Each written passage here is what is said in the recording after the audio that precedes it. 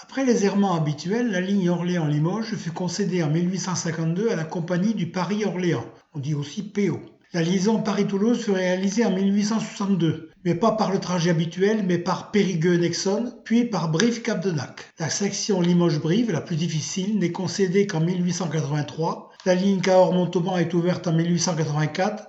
Pour mémoire, Limoges-Brive sera ouverte en 1893. Cette ligne Paris-Toulouse a nécessité de nombreux ouvrages d'art, 48 tunnels, 42 viaducs ou ponts importants sur 713 km. Mais elle a vu circuler le Capitole, le train le plus prestigieux de son époque qui roulait à 200 km/h sur des lignes classiques. Nous entrons dans le Tarn-et-Garonne vers Montpezat de Quercy. Je dis vers car la ligne tracée entre Cahors et Caussade, loin de toute agglomération à cause du relief, flirte continuellement sur quelques kilomètres avec les deux départements du Tarn-et-Garonne et du Lot.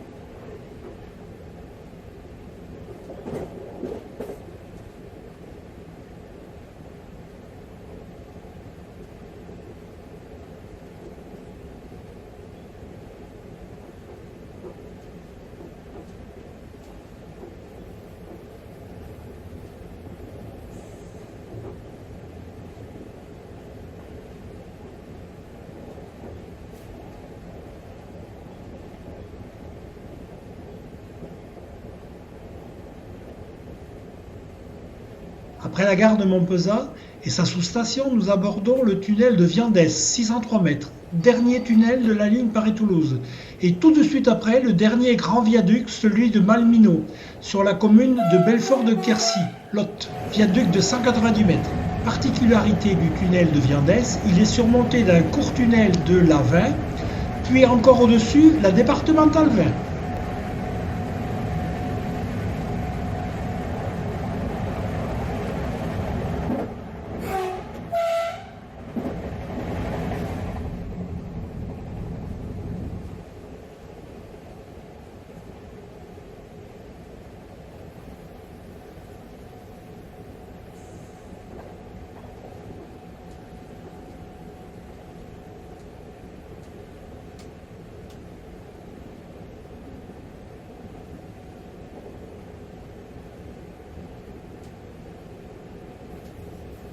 La gare suivante est celle de Borodon.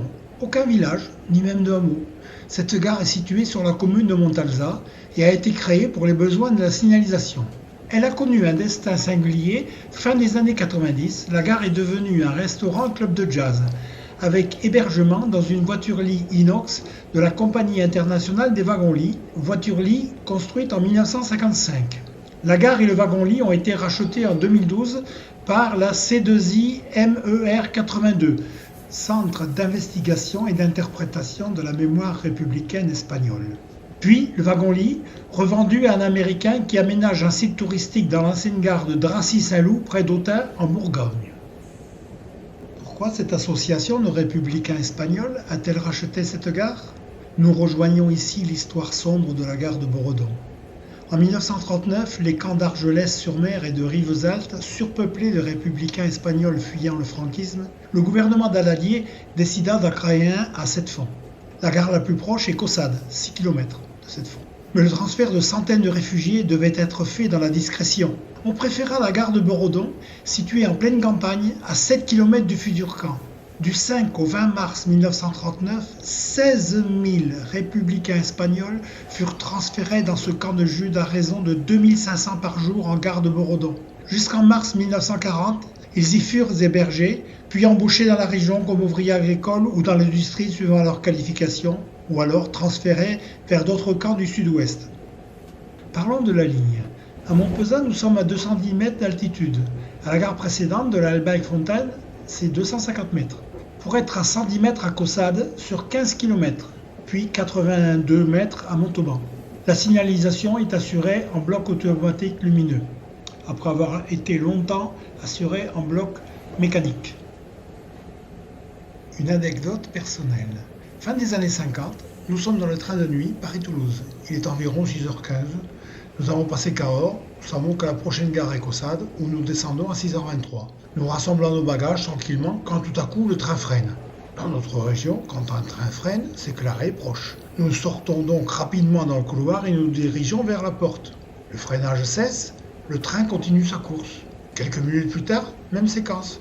Nous comprenons enfin que le train doit freiner afin de respecter sa vitesse limite. Le train s'immobilisera à Caussade à 6h23. Pas de vitesse imposée sur les locomotives d'alors, une autre époque. Nous approchons de Caussade, gare qui, comme je viens de le dire, était le symbole pour moi du début de vacances ensoleillées, mais aussi à la fin de l'été, du retour vers l'école et la grisaille du Nord. Quelques années plus tard, ayant déménagé à quelques kilomètres de Caussade, c'est dans cette gare que je prenais le train pour rentrer à Montauban suivre mes études. Un dimanche sur deux, je prenais le dimanche soir un train omnibus, le 1059 Cahors-Toulouse, assuré par des voitures à essieux modernisés sud-ouest, au confort spartiate et à l'éclairage aléatoire. 18h45 à Caussade. Ce train était tiré par une 222 ou exceptionnellement par une CC 7100. Un soir, le mécanicien de la CC 7100 avait dû sauter un cran car le démarrage d'Albias fut très musclé. La semaine suivante, le retour avait lieu le lundi matin par l'omnibus 1055 assuré par Autorail à Bégy et sa remorque de Coville. 6h53 à Caussade, 7h23 à Montauban. Un matin, l'Autorail est en retard et nous voyons déboucher enfin un jumelage d'X 5500 ou U 150. Nous avons eu tout de suite la réponse à nos questions car c'est le père d'un camarade d'école qui conduisait un des autorails. La Bégy, au moment de se mettre à quai à Cahors, était tombée en panne de boîte de vitesse. Très vite, on avait décidé de prélever deux U 150 qui évoluaient sur Cahors-Monzampron-Libos pour remplacer la Bégy défaillant.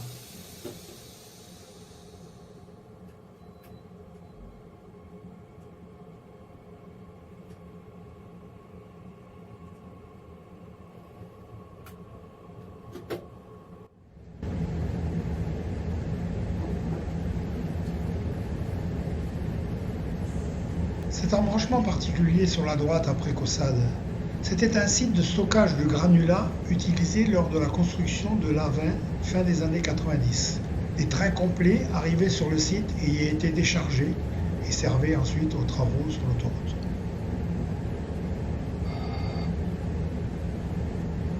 La pancarte Réalville à 1000 mètres est vraiment trop près de la gare.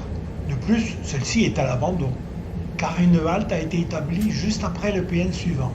Mais elle aussi est inutilisée parce que plus un train ne s'y arrête.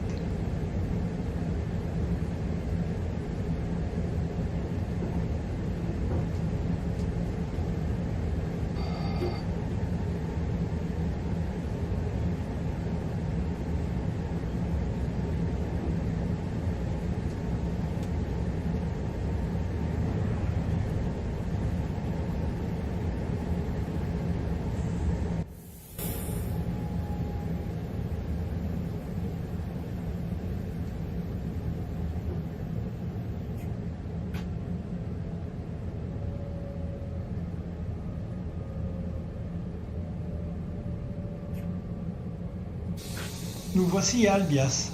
Juste avant la gare, nous traversons l'Aveyron. Il y a un parking. La gare doit être fréquentée par des gens qui travaillent à Montauban ou à Toulouse.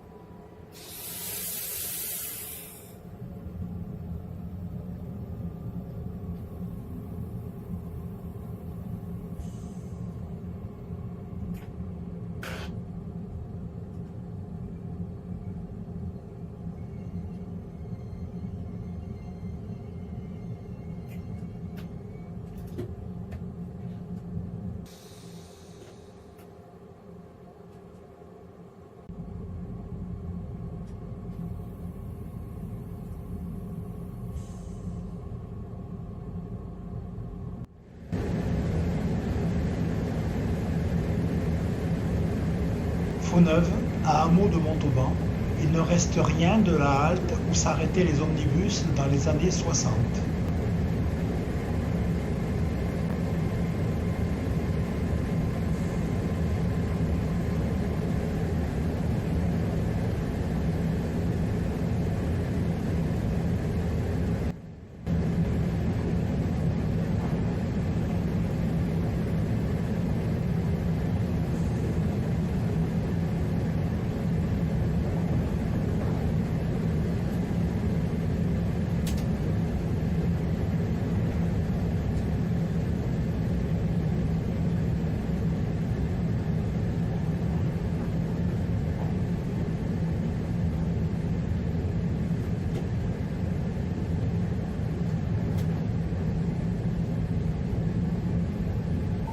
Quelques kilomètres avant Montauban, ce château d'eau, c'est celui de l'ex-marché d'intérêt national, ou marché-gare, comme on l'appelle ici.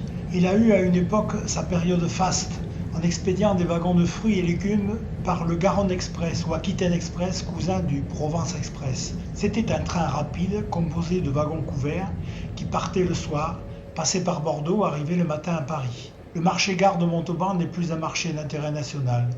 Il subit la concurrence de Moissac qui est plus au centre des zones de production fruitière.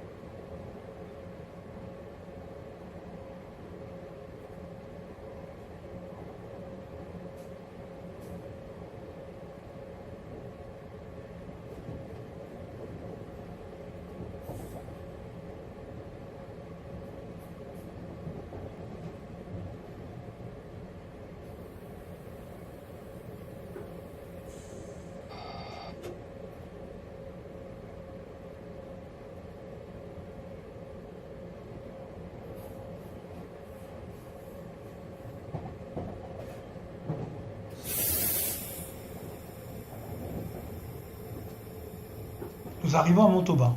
Juste avant la gare de Villebourbon, nous traversons le Tarn sur un pont de pierre et de briques. Tout de suite après, nous retrouvons la ligne de Bordeaux.